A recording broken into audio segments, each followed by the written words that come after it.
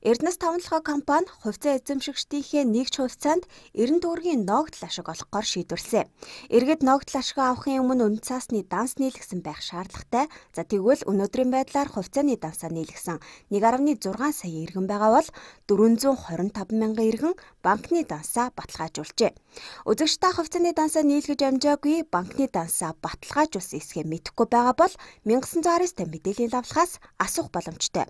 Тухайлбал хувьцаагаа хэрхэн шалгах, хэрхэн данс нийлгэх, аль биесны эрхтэй брокер дилеринг компаниудын мэдээлэл, онлайнаар хэрхэн данс нийлгэх, хөдөө орон нутагт үйл ажиллагаа явуулж байгаа үнэт цаасны компаниудын мэдээлэл зэрэг өөрт хэрэгтэй аль биесны мэдээллийг 1950 лавлахаас асуугаарай.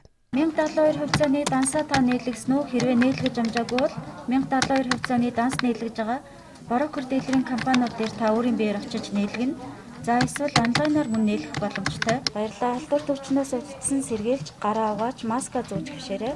Яг одоогоор мэдээллийн лавлах 1919-50 лавлахтаар маань Эрдэнэс тавталгаа компани ногдол ашиг олгож байгаатай холбогдуулан брокер дилеринг компаниудын хаяг байршил цагийн хуваар онлайнаар бас данс нээж байгаа брокер дилеринг компаниудын мэдээлэл.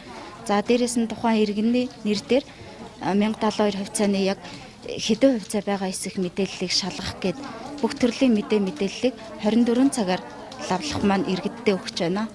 Үндэсний тэргүүлэгч 1919-50 лавлах нь мэдээллийн ажилтнуудаа Эрдэнэс тавталгаа компани 1072 хувьцааны ногдол ашиг хэрхэн олгох талаарх сургалтанд хамруулсан бөгөөд хамгийн бодит мэдээллийг хэрэглэгч үйлчлүүлэгчдэд хүргэж байна. Та ногдол ашиг болон 1072 хувьцаатай холбоотой аль биесны эрхтэй мэдээллийг 1919-тэй мэдээллийн лавлахаас асуугаарай.